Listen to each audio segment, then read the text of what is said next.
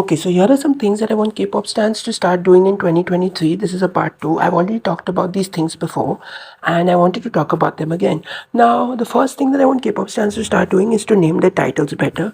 You must be thinking it's probably harmless to write K-pop in the title, like for example, ranking K-pop releases of the month, ranking K-pop songs of the month, ranking K-pop releases of the year, or ranking November releases, ranking November K-pop releases, or something like that. And you must be thinking it's harmless when you write K-pop in the title of these videos, or certain videos where you're adding non-K-pop Korean artists as well, such as Haze, Akmo, Lehigh, BB, etc., or where you're adding K bands that are not even K-pop, maybe they're K-rock or K-indie bands, or you're adding soloists or groups or something from other genres of Korean music like K-indie, K-ballet, K-chill, or you're adding Japanese releases of K-pop groups like ITZY's Blah Blah Blah or Stacy's Poppy and songs like these. You must be thinking it's harmless writing K-pop in the title, but you're indirectly calling these artists, bands, and these songs K-pop, and it's wrong. Imagine if a Western person made a video on Red Velvet calling and titled the video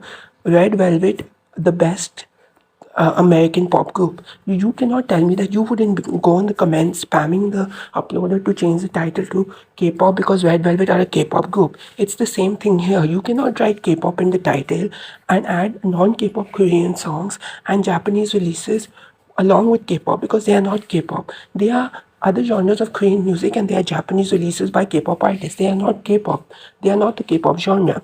So more appropriate titles would be ranking releases of the month, ranking Korean releases of the month if you're adding other genres of Korean music along with K-pop, and if you're adding Japanese releases from K-pop artists along with other genre Korean music and K-pop, then you can write ranking Korean artist releases of the month. These three are more appropriate titles for your ranking videos of the month because you are not indirectly calling them K-pop, and these titles are appropriate because you are noticing that these artists are other genre Korean music and these releases are not K-pop, but they are Japanese releases by K-pop artists or releases under K-indie, K-ballet, K-chill, K-R&B, K-hip-hop, etc.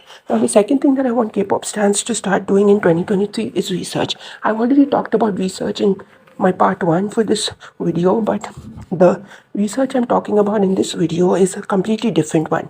I've seen K-pop stans be like, fourth generation sucks, or third generation is better, or this, that, and they talk about a whole generation or a whole year in K-pop when they're not actually talking about the whole generation or year in K-pop, meaning they are only looking at popular, well-known releases and they're not even looking at Nugu groups for and stuff like that. Like if you look at the shorts that were being made, that was, the last remaining third generation girl groups, they only were listing popular groups and well-known Nugu groups. They forgot to add groups in their shorts like, Hi Cutie, hashtag Chic Angel, and now recently I found out Rose Queen and groups like these, Pocket Girls, who are still groups. Even though a lot of these groups haven't released music, they still promote, and hashtag is about to have a comeback. Hi Cutie released their latest comeback during the earlier months of 2022. Pocket Girls released, modeling type videos on YouTube, and Rose Queen released dance cover type videos on YouTube. And Hey Girls just had their subunit debut recently with One Chu,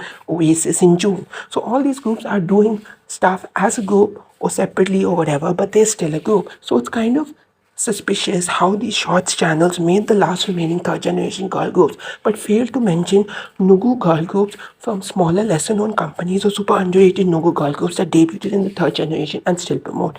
It's kind of suspicious. This shows that these shorts channels never did any research on these Nugu girl groups, and I want them to start doing more research rather than only listing popular, well known groups. List Nugu girl groups as well to show that you are informed on the K-pop industry as a whole and you are informed on K-pop groups, no matter if it's just some of the Nugu groups, it's fine. As long as you know enough Nugu groups from the Nugu side of K-pop as well as popular well-known groups, then your videos and your shorts are well informed and properly researched. But without adding Nugu groups from smaller, lesser known companies, it's kind of suspicious because you're making a video on the whole generation, yet you are only talking about a small portion of the generation, which is not correct.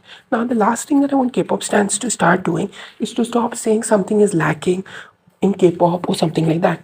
Like the term lacking means that it is less in K-pop or maybe it is not enough in K-pop or something like that. But the thing is, K-pop stans only listen to bigger budgeted groups, that is well-known Nugu groups and popular groups and groups that come into K-pop with a good enough budget to get noticed. So they only look at that one side of K-pop, and then they start assuming things about K-pop that is not true unless they do some research. They cannot say, for example, fourth generation is lacking in vocals when they haven't done any research on the fourth generation properly to know if they're lacking in vocals or no. There are so many groups that have debuted since the start of the fourth generation in 2018 all the way up to 2022, and there are so many groups that debuted, but these K-pop stans only looked at the bigger budgeted groups, and that's why they believe that fourth generation lacks in vocals. I've said that there's probably enough vocalists to say that fourth generation doesn't lack in vocals, but not enough for them to be as much as ones in third generation or previous generations that focused on vocals more. So you just have to do research before saying things, because it's dumb for you to say something is lacking if you're only looking at popular well-known groups and not taking no groups into account. It's kind of dumb, to be honest. Fourth generation don't lack vocals. You just have to search and maybe you'll find some good vocalists through covers and stuff like that. Also, soft vocalists are good too. A good vocalist doesn't mean someone who can do high notes or who has, stable vocals live doing faster paced songs or something like that. Singers who can pull off ballad songs, chill songs, or who have softer vocals and suit more softer songs are good singers too. So stop trying to, say a generation lack vocals or the generation lacks something when you haven't even done any proper research on that generation to know if they're lacking something or something. Because when you talk about fourth generation lacking vocals, you're only talking about popular well-known groups like ITZY, IVE, Le Seraphim, New Jeans, and all these sorts of groups, Stray Kids, etc. You all forget about the groups like Girl Kind, We in the Zone,